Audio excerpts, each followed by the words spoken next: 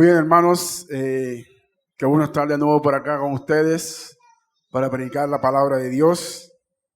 Vamos a leer en el libro de los Hechos de los Apóstoles, en el capítulo 2, y vamos a leer desde el versículo 22 al versículo 42. Libro de los Hechos de los Apóstoles, capítulo 2, versículos desde el 22 al 42. Leemos la palabra de Dios en el nombre del Padre, del Hijo y del Espíritu Santo. Varones israelitas, oíd estas palabras. Jesús Nazareno, varón aprobado por Dios entre vosotros con las maravillas, prodigios y señales que Dios hizo entre vosotros por medio de él, como vosotros mismos sabéis, a este, entregado por el determinado consejo y anticipado conocimiento de Dios, prendisteis y matasteis por manos de inicuos, crucificándole, al cual Dios levantó, sueltos los dolores de la muerte, por cuanto era imposible que fuese retenido por ella. Porque David dice de él: veía al Señor siempre delante de mí, porque está a mi diestra, no seré conmovido. Por lo cual mi corazón se alegró y se gozó mi lengua, y aún mi carne descansará en esperanza. Porque no dejarás mi alma en el Hades, ni permitirás que tu santo vea corrupción. Me hiciste conocer los caminos de la vida, me llenarás de gozo con tu presencia.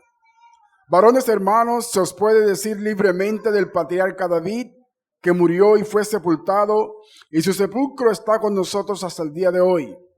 Pero siendo profeta y sabiendo que con juramento Dios le había jurado que de su descendencia en cuanto a la carne levantaría al Cristo para que se sentase en su trono, viéndolo antes, habló de la resurrección de Cristo, que su alma no fue dejada en el Hades, ni su carne vio corrupción. A este Jesús resucitó Dios, de lo cual todos nosotros somos testigos. Así que, exaltado por la diestra de Dios, y habiendo recibido del Padre la promesa del Espíritu Santo, ha derramado esto que vosotros veis y oís. Porque David no subió a los cielos, pero él mismo dijo el Señor a mi Señor: siéntate a mi diestra, hasta que ponga a tus enemigos por estrado de tus pies.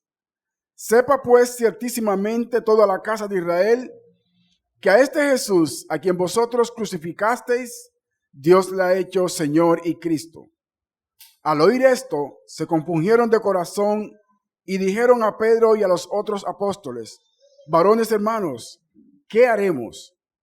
Pedro les dijo: arrepentíos y bautícese cada uno de vosotros en el nombre de Jesucristo para perdón de los pecados, y recibiréis el don del Espíritu Santo.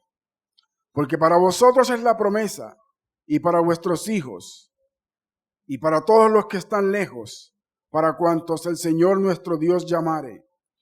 Y con otras muchas palabras testificaba y les exhortaba, diciendo: sed salvos de esta perversa generación.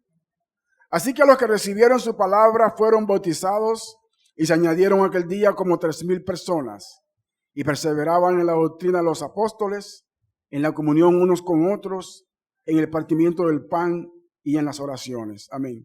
Pueden sentarse, hermanos. Oremos al Señor para que nos hable por su palabra en esta mañana. Padre, en esta mañana, oh Dios, delante de ti estamos, dispuestos a escuchar tu palabra. Háblanos por tu Espíritu Santo, oh Dios, que tu palabra sea sembrada en nuestros corazones, para exhortación, para consolación también, Señor, y para edificación de nuestras almas. Lo pedimos en el nombre de Jesús, tu Hijo amado. Amén. Muy bien. El título de mi sermón es El triunfo del Evangelio por el poder del Espíritu Santo. Gracias, hermanos. El triunfo del Evangelio por el poder del Espíritu Santo. Y el objetivo de mi sermón esta mañana es que la iglesia, específicamente la Iglesia Nación de Dios, sepa que cuenta con el poder del Espíritu Santo para la proclamación del Evangelio en medio nuestro, en medio de nuestros barrios, en la ciudad de Cartagena y donde quiera que vayamos. Para salvación a los que creen. Iglesia, este sermón es para que sepas que cuentas con el poder del Espíritu Santo para proclamar las buenas nuevas de salvación a todos los que creen. Amén. Bien, ya que tenemos el Espíritu Santo de Dios en nuestros corazones, ya que el Espíritu Santo de Dios mora en nosotros, entonces tenemos el poder para predicar el Evangelio. Sin embargo, hay personas que imitan esta acción de tratar de llevar el mensaje de Dios sin el poder del Evangelio. Eso le pasó a unos judíos exorcistas en el libro de los Hechos, en el capítulo 19, donde ellos decían que conjuraban en el nombre de Jesús. Y dice tal hecho que los demonios decían que conocían a Jesús y que conocían a Pablo, pero no conocían a estos que los conjuraban.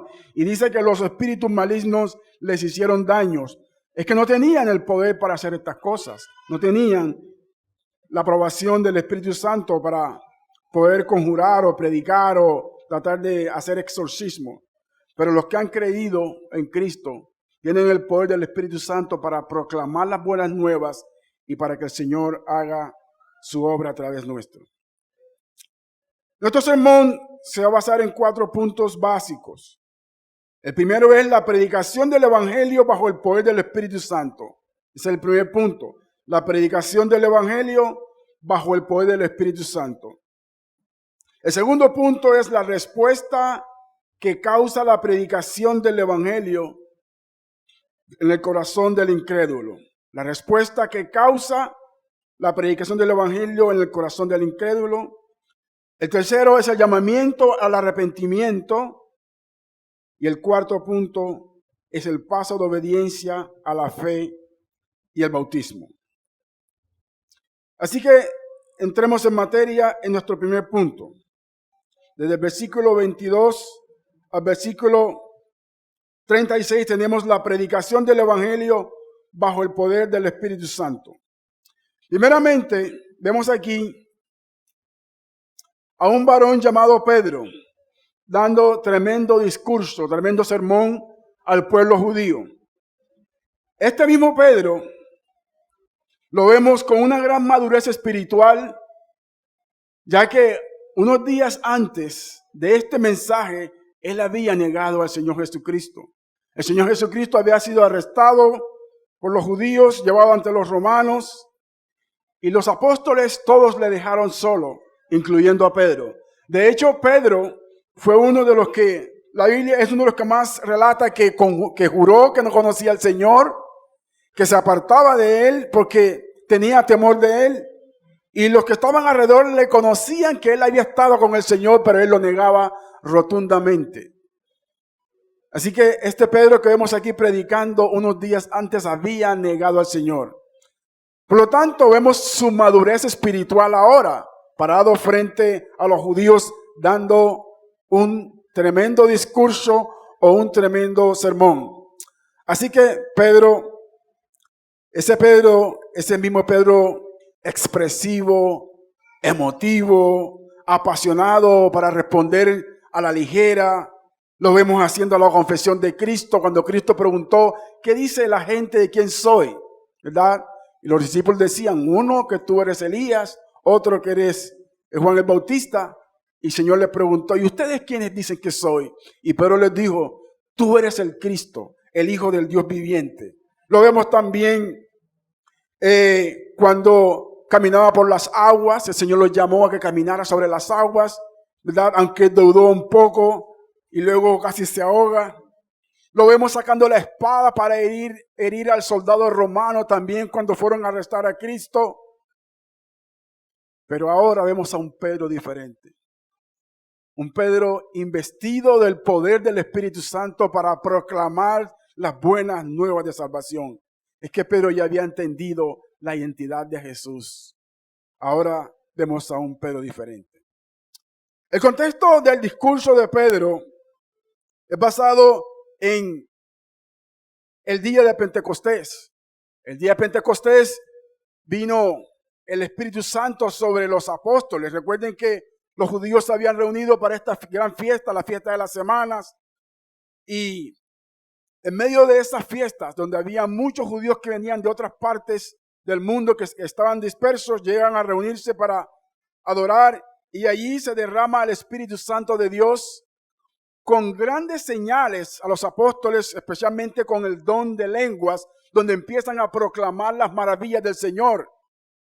Recordemos que dice el capítulo 2, vamos a leerlo un poco. El capítulo 2 dice: cuando llegó el día de Pentecostés, versículo 1, estaban todos unánimes juntos, y de repente vino del cielo un estruendo como de un viento recio que soplaba, el cual llenó toda la casa donde estaban sentados.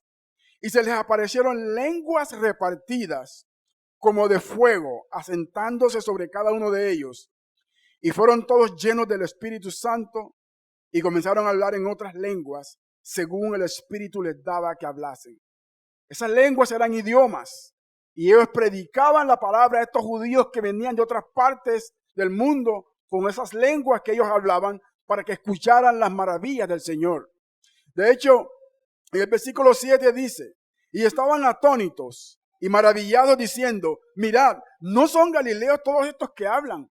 Los tenían por poco. Miren, si esos son galileos, ¿de dónde aprendieron ellos esas lenguas? Ellos son incultos. ¿Cómo pues les oímos nosotros hablar cada uno en nuestra lengua en la que hemos nacido? Está claramente que son lenguas o idiomas. Y luego dice: partos, medos, elamitas, los que habitamos en Mesopotamia, Judea, etcétera, etcétera, etcétera. De manera que les maravillaba que los apóstoles hablaran sus lenguas, pero es que era el derramamiento del Espíritu Santo para que se predicara la palabra a los judíos. Así que estos judíos dicen: ¿no están borrachos? ¿No están llenos de mosto? Dice el versículo 12. Y estaban todos atónitos y perplejos, diciéndose unos a otros: ¿qué quiere decir esto? Mas otros, burlándose, decían: están llenos de mosto, están borrachos. Así que basado en esa premisa, en esa crítica, es que se levanta el apóstol Pedro. Y esto es un punto que Pedro encuentra para predicar el evangelio. Entonces empezamos en el versículo 14, que es donde empieza el discurso de Pedro, y dice: hermano, entonces Pedro, poniéndose en pie con los 11, alzó la voz y les habló diciendo: varones judíos y todos los que habitáis en Jerusalén, esto os sea notorio y oí mis palabras. Se paró Pedro entonces delante de ellos con los 11 apoyándoles, para así predicarles el evangelio de Jesucristo. Así que empieza entonces el discurso de Pedro. Ellos no están borrachos, sino que esto es el cumplimiento de una profecía, le dice Pedro. Vamos a ver el versículo 16, dice: mas esto es lo dicho por el profeta Joel. Y en los postreros días, dice Dios, derramaré de mi espíritu sobre toda carne. Y vuestros hijos y vuestras hijas profetizarán. Y vuestros jóvenes verán visiones. Y vuestros ancianos soñarán sueños. Y de cierto sobre mis siervos y sobre mis siervas en aquellos días derramaré de mi espíritu y profetizarán. Esta entonces este es un cumplimiento de lo que se había profetizado en el libro de Joel, que el Señor derramaría su espíritu sobre toda carne. Y en este caso vemos el derramamiento del Espíritu Santo sobre ellos. Así que ese es el cumplimiento de la profecía. Joel lo dijo en capítulo 2, pueden leerlo en sus casas. Joel capítulo 2, versículos 16, 17 y 18, luego 19, 20 y 21. Así que básicamente la profecía de Joel es que vendría el derramamiento del Espíritu Santo y este sería el principio del final de los días, y también acerca de las señales antes del fin vendría el juicio para todas las naciones. Así que Joel profetizaba acerca del principio de los últimos días y acerca también del final de los días. Ahora, el contenido del sermón de Pedro es bastante poderoso, porque Pedro va a incluir entonces temas muy importantes acerca de Jesucristo. Va a incluir el ministerio público de Cristo, va a incluir la muerte de Cristo, va a incluir la resurrección de Cristo y va a incluir la exaltación de Cristo. Esto es algo bastante poderoso. Y esta es la proclamación del Evangelio. Cuando nosotros predicamos el Evangelio, definitivamente debemos incluir estos temas. Que Cristo fue un personaje real, que vivió en medio del pueblo judío, que hizo maravillas, que fue aprobado por Dios, que murió y que resucitó y que fue exaltado a la diestra de Dios Padre. Si esto no está en el contenido de la predicación del Evangelio, se estará predicando otra cosa. Bien, así que vamos a analizar entonces estos puntos. En nuestro primer punto acerca del sermón, la predicación del Evangelio bajo el poder del Espíritu Santo. Primeramente, el ministerio público de Jesús. Vamos a leer el versículo 22. Dice: varones israelitas, oíd estas palabras. Jesús Nazareno, varón aprobado por Dios entre vosotros, con las maravillas, prodigios y señales que Dios hizo entre vosotros por medio de él, como vosotros mismos sabéis. Vamos a parar un momento allí. Pero está diciendo a los israelitas que Jesús Nazareno fue un varón aprobado por Dios, entre ellos, con las maravillas, prodigios y señales que Dios hizo en medio de ellos y que ellos lo sabían. Ellos conocieron a Jesús, ellos lo vieron haciendo milagros por todo el pueblo, sanando enfermos, expulsando demonios, aún resucitando muertos. Ellos habían visto a Jesús en su ministerio público. Ellos sabían esas cosas. De manera que Cristo había sido un varón aprobado por Dios. En Lucas, en el capítulo 11,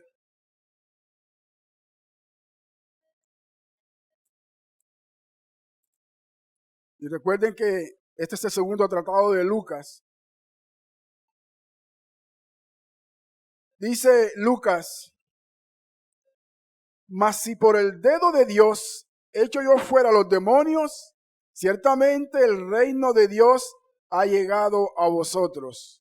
En este contexto Jesús está echando demonios y los judíos dicen que él está echando demonios en nombre de Belcebú. Y eso no es posible. Cristo le dice: esto es un milagro que viene de parte de Dios. Y si eso es un milagro que viene de parte de Dios, entonces es que el reino de Dios está entre vosotros. Ellos son testigos de estas cosas. Ellos sabían y habían presenciado los milagros y las maravillas que Jesús había hecho en medio de ellos. Así que eran testigos de los milagros de Cristo, no podían negarlo. Jesús fue un personaje real, ellos lo sabían, ellos vieron las grandes maravillas que Dios hizo a través de él. Versículo 23 dice: a este Jesús, ¿verdad? Entregado por el determinado consejo y anticipado conocimiento de Dios, prendisteis y matasteis por manos de inicuos, crucificándole. Ahora, no solo presenta Pedro el ministerio público de Jesús, sino también la muerte de Jesús como prueba de que Jesús es el enviado de Dios. Así que la muerte de Cristo, de la cual los judíos eran responsables, ¿verdad? Dice Pedro, se produjo por el determinado consejo y anticipado conocimiento de Dios. Dice: a este entregado por el determinado consejo y anticipado conocimiento de Dios, prendisteis y matasteis por mano de inicuos, crucificándoles, al cual Dios levantó, suelto los dolores de la muerte, por cuanto era imposible que fuese retenido por ella. De manera que aquí vemos la paradoja de la soberanía de Dios y la responsabilidad humana.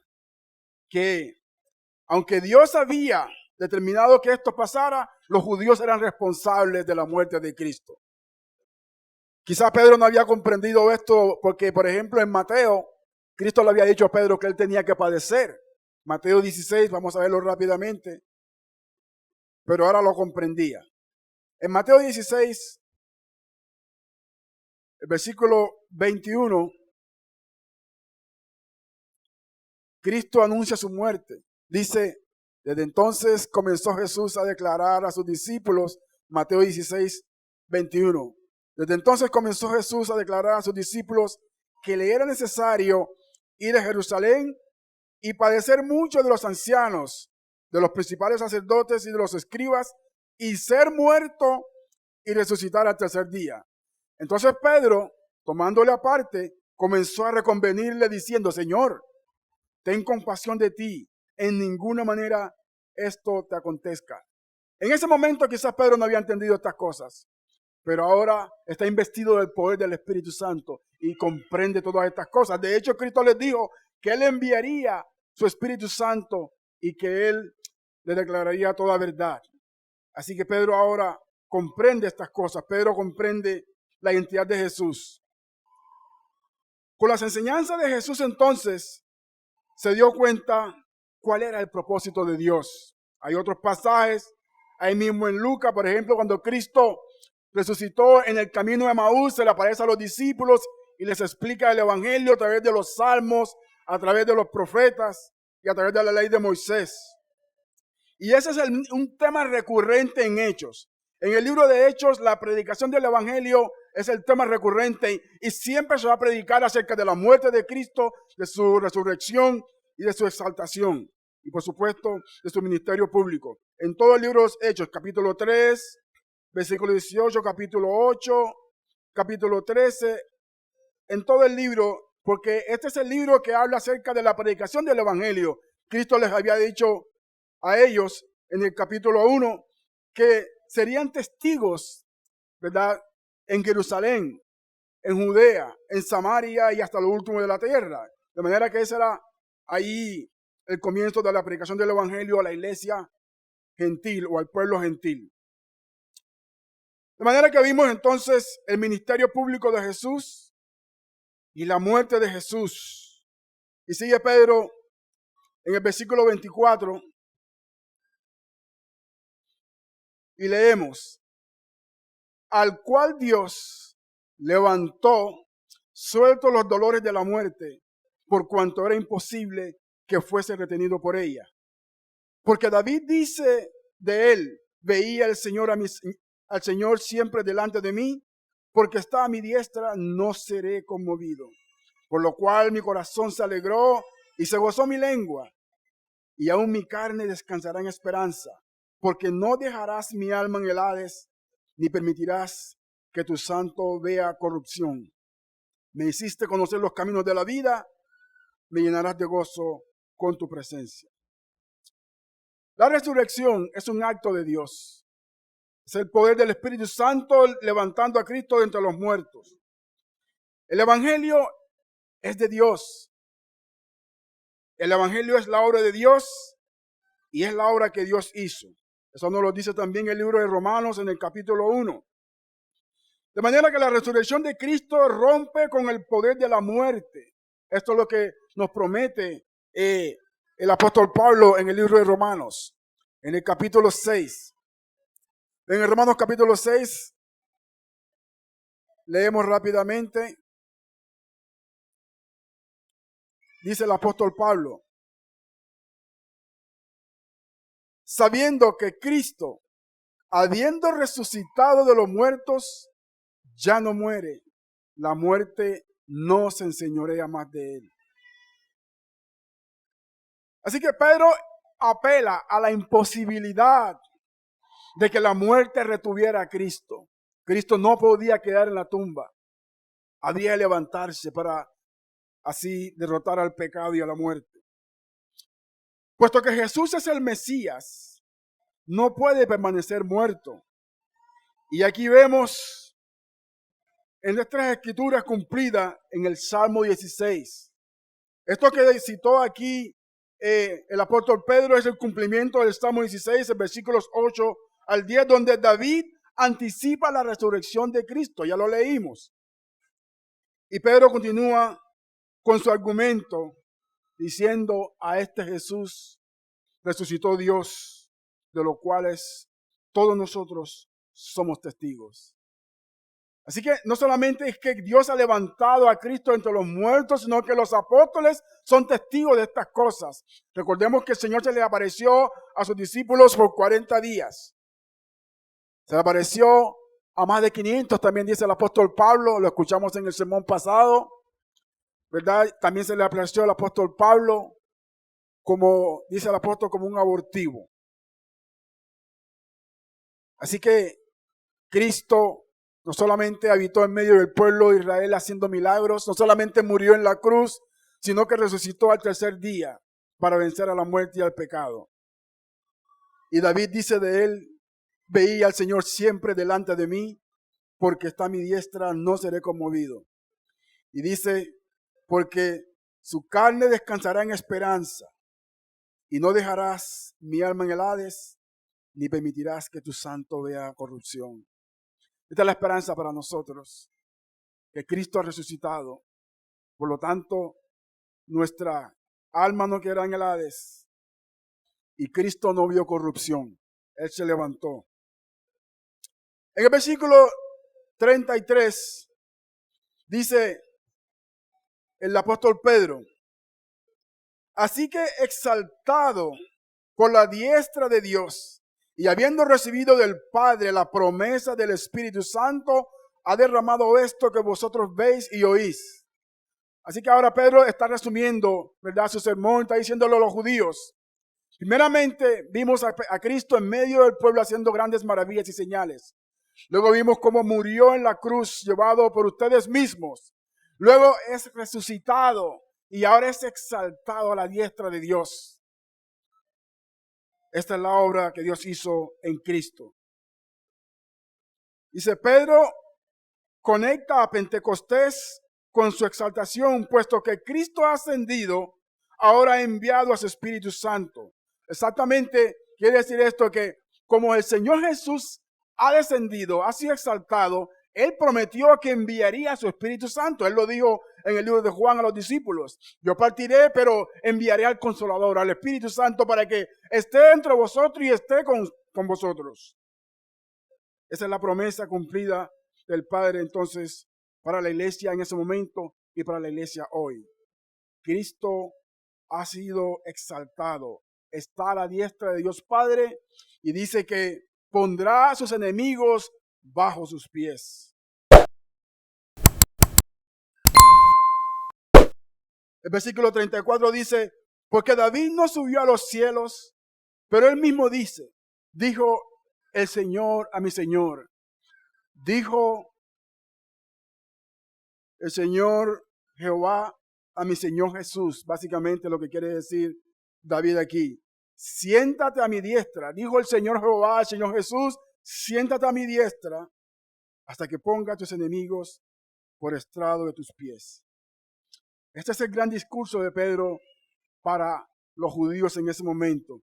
Y les dice: sepa pues ciertísimamente toda la casa de Israel que a este Jesús, a quien vosotros crucificasteis, Dios le ha hecho Señor y Cristo. A este Jesús, a quien ustedes despreciaron, a quien ustedes llevaron a la cruz, Dios le ha hecho el Señor, el Salvador, el Mesías. Este es Cristo Jesús. Este es el Cristo exaltado. Cristo ha sido exaltado y ahora Dios lo ha hecho Señor, Rey de gloria, y pondrá a sus enemigos bajo sus pies. Así que la conclusión de Pedro es muy clara. Afirma que Jesús es el Señor, y ahora entonces los discípulos entienden cuál es la identidad de Cristo por la resurrección y la exaltación. Señor y Cristo, Salvador, Rey de gloria. Jesús está en su trono y pronto pondrá a sus enemigos bajo sus pies. De manera que ahora viene entonces una respuesta de parte de los judíos por este gran discurso. Un discurso que ha llegado a ellos. Y dice el versículo 37, que es nuestro segundo punto, la respuesta que causa la predicación del Evangelio. Dice, al oír esto, se compungieron de corazón y dijeron a Pedro y a los otros apóstoles, varones hermanos, ¿qué haremos? Esta es una gran pregunta para ese entonces y para hoy. Le preguntaron a Pedro y a los otros apóstoles, ¿qué haremos? ¿Qué haremos? Es la gran pregunta. Ese es el efecto que causa la predicación de la palabra de Dios en el corazón. Después que usted ha presentado a Cristo correctamente acerca de su ministerio público, de su muerte, de su resurrección y de su exaltación, tiene que haber una respuesta de humildad, de un corazón que entiende que es pecador. ¿Qué haremos? Esa es la gran pregunta también para hoy. ¿Qué haremos? Cuando el escritor dice que al oír esto se compungieron de corazón, es como si un puñal hubiera entrado en su corazón. Se compungieron de corazón.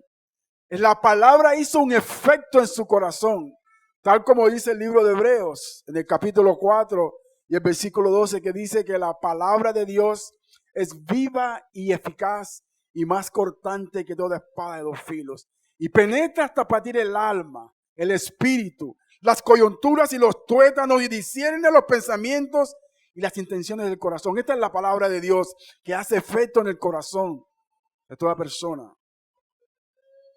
Por supuesto, después de un gran sermón como este, ¿qué haremos? Preguntaron los judíos. ¿Qué haremos? Ellos sabían de las maravillas de Jesús. Ellos habían visto su ministerio público, lo habían visto haciendo grandes milagros. Pero, sin embargo, estuvieron de acuerdo con Pilato en soltar a Barrabás y crucificar a Cristo. Muchos de los que estaban allí en ese discurso habían entregado a Cristo. Muchos de ellos habían entregado a Cristo y ahora la palabra de Dios viene a sus corazones y preguntan con temor, ¿qué haremos? Es una pregunta también de humildad, ¿qué haremos? Porque ahora ellos quieren una respuesta a su situación. Ellos se encuentran ahora cara a cara delante de Dios. ¿Qué haremos? Una gran pregunta. Se sentían acusados en sus corazones y sus conciencias porque ellos sabían que habían llevado a Cristo a la muerte. ¿Qué haremos? Una pregunta genuina, porque esta pregunta se ve que se hace con humildad. ¿Qué haremos? Es que la palabra de Dios había entrado en sus corazones y ellos estaban angustiados. ¿Qué haremos? ¿Y qué haremos también nosotros hoy? ¿Qué haremos? Cuando se nos acusa de algo, generalmente nosotros buscamos una excusa para evadir, ¿verdad?, nuestra responsabilidad. Pero nosotros siempre somos culpables de algo delante de Dios. ¿Y qué haremos? ¿Qué haremos? Es la gran pregunta. La palabra de Dios confronta no solamente al incrédulo, sino también a los creyentes. Y en una ocasión de estas, deberíamos hacer como los judíos. ¿Qué haremos? Esa es la pregunta nuestra. Porque esto es lo que fuimos, tal como ellos. Pero todavía lo somos. Delante de Dios todos los días tenemos que venir y pedir perdón por nuestros pecados, porque somos culpables delante de Dios por cualquier cosa.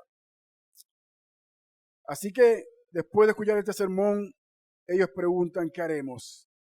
Y la gran respuesta de Pedro les trae esperanza.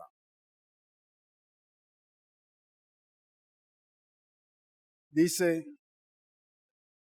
Pedro les dijo, arrepentíos y bautícese cada uno de vosotros en el nombre de Jesucristo para perdón de los pecados y recibiréis el don del Espíritu Santo, porque para vosotros es la promesa y para vuestros hijos y para todos los que están lejos, para cuantos el Señor nuestro Dios llamare.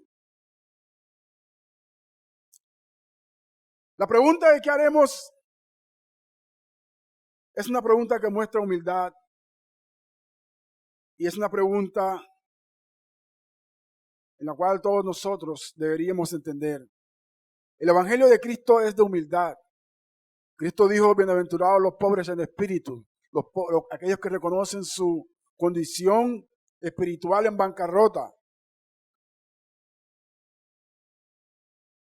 En el libro de los Hechos, Cristo habla una parábola acerca de un fariseo y un publicano y demuestra cómo el fariseo llega a justificarse delante de Dios en su oración. Señor, te doy gracias porque yo doy diezmo, porque ayuno 2 veces a la semana y no soy como este pecador. Pero el publicano dijo, Padre, ten misericordia de mí que soy un pecador. Y eso es lo que debemos hacer, ser humildes delante del Señor, porque tenemos una gran esperanza. Imagínense si el sermón de Pedro fuera simplemente hasta predicarles que ellos eran culpables. ¿Cómo hubieran quedado esos judíos? Sin esperanza. ¿Y cómo estuviéramos nosotros también hoy en día? Pero hay una gran esperanza. Arrepentíos y bautícese cada uno de vosotros en el nombre de Jesucristo para perdón de pecados y recibiréis el don del Espíritu Santo. A propósito, no es arrepentirse y bautizarse para el perdón de los pecados. Es arrepentirse para el perdón de los pecados y luego bautizarse. No se vaya a malinterpretar esto aquí. Basados entonces en la sinceridad y humildad que los judíos mostraron al preguntar qué haremos, Pedro les dice, arrepiéntanse. Él les manda a arrepentirse. Una vez más, este es el discurso de la predicación del Evangelio. Después que has predicado el Evangelio, mandas a todo hombre a que se arrepienta.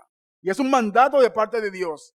En Atenas, cuando Pablo predicaba en Atenas, él, aunque era un contexto diferente, no un contexto igual, pues Pablo utilizó el conocimiento de Dios para predicarles el Evangelio, no con la Biblia, pero les dijo acerca del Dios único, el Dios que ha creado todas las cosas, y que Pablo haya visto muchos dioses en Atenas.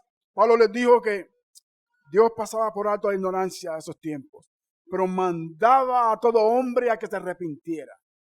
Este es el mandato de Dios, a todo hombre que se arrepienta.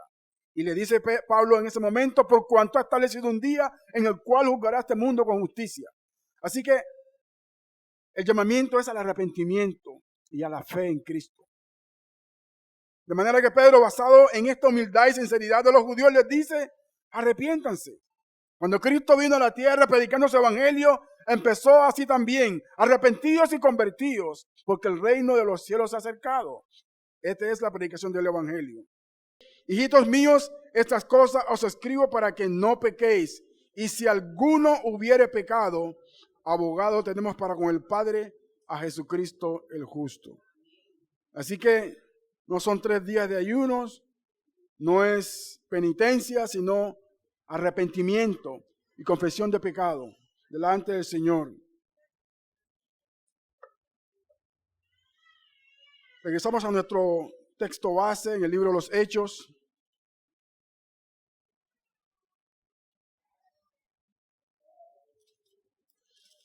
En el capítulo 2. Y dice entonces Pedro dice entonces, arrepiéntanse, mandato, y bautícense. Y dice, ¿y para qué?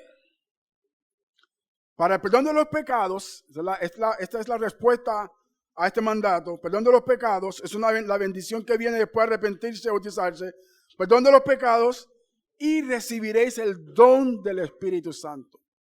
De manera que cualquiera de nosotros aquí que se ha arrepentido, que ha confesado a Cristo, que se ha bautizado,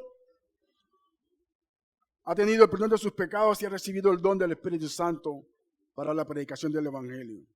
Y dice, porque para vosotros es la promesa, esa promesa de Dios que vendría el Espíritu Santo, y para vuestros hijos y para todos los que están lejos, para cuantos el Señor nuestro Dios llamare. De manera que es una promesa que viene inclusive para nosotros hoy, porque dice para los que están lejos, y eso éramos nosotros. Éramos ajenos a estas cosas, como dice el libro de Efesios.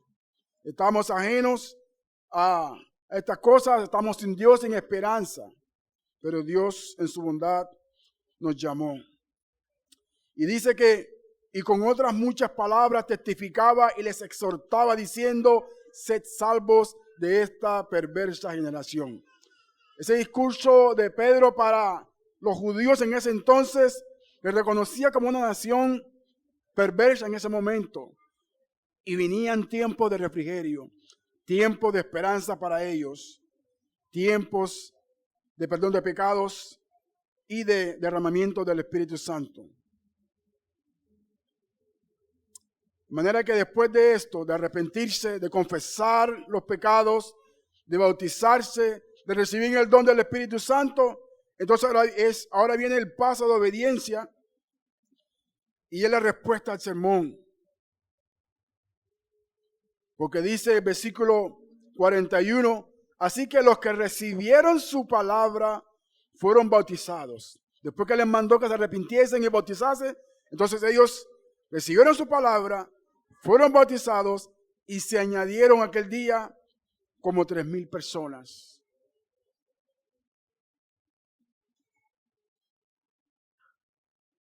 No es que Dios no pueda hacer eso en estos días, sino que no estamos predicando el Evangelio a las multitudes o a las personas. Porque el Evangelio se predica y Dios va a hacer su obra. En su momento, pero la va a hacer, porque la palabra de Dios no regresa vacía. De manera, iglesia, que quiero que sepas que el Espíritu de Dios está contigo para que vayas y prediques el Evangelio. Porque el Evangelio es poder de Dios para salvación a todo aquel que cree. Amén. Así que vemos una respuesta sorprendente a este sermón. 3,000 personas se convirtieron en ese día. Se añadieron a la iglesia. Esta es la promesa del Señor Jesús en el sentido de que con su partida y la venida del Espíritu Santo, los discípulos harían obras mayores que Él. Él lo dijo. Obras mayores que las mías harán. Y esta es una de ellas. Personas viniendo a los pies de Cristo por la predicación del Evangelio.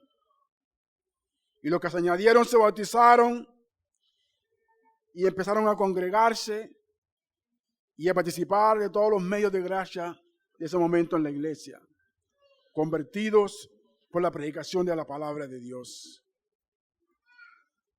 Así que concluimos que el contenido de la predicación de la palabra de Dios es bajo el poder del Espíritu Santo. No podríamos ir a predicar si no somos convertidos, si no está el Espíritu de Dios con nosotros. El contenido de la predicación de la palabra de Dios es bajo el poder del Espíritu Santo y lo recibirán todos aquellos que reconocen al Señor Jesucristo, que reconocen su ministerio público, que saben que Él no fue simplemente un buen maestro o un gran profeta, sino que fue el Hijo de Dios, varón aprobado por Dios. Y eso fue lo que presentó Pedro en esos días y eso es lo que presentamos hoy. Que Cristo Jesús vino a este mundo, que hizo grandes milagros y señales y que fue un varón aprobado por Dios. Y que Él es Emmanuel, Dios con nosotros. También el contenido del Evangelio de Cristo debe incluir su muerte, puesto que a través de la muerte de Cristo, Él paga por nuestros pecados y consigue nuestra salvación. Y que su resurrección confirma la eficacia de su obra. La resurrección de Cristo confirma de que Él es veraz, de que Él es Dios. Y su exaltación, lo cual fue posible por el poder del Espíritu Santo, y que Él asimismo envía a su Espíritu Santo a nosotros hoy para salvación a todo aquel que escucha esta palabra, Entonces, debemos continuar con esta palabra de predicación. Cristo Jesús habitó en medio nuestro, murió, resucitó y fue exaltado a la diestra de Dios Padre. Y desde allí vendrá a buscar a su pueblo. En vista de la identidad de Cristo, entonces, ¿qué vamos a hacer? Sino salir allá afuera y predicar el evangelio para salvación a todo aquel que cree. Amén. Esto quería compartir con ustedes. Iglesia, Cristo está con nosotros. El poder del Espíritu Santo está con nosotros. Sale y predica la palabra de Dios. Amén. Oramos. Padre, te damos gracias por tu palabra en esta hora. Gracias, Señor, por tu Espíritu Santo que mora en medio nuestro. Ayúdanos a llevar tu palabra para predicarla a todo aquel que la necesita, para salvación de sus almas, Señor. Lo pedimos en el nombre de Jesús.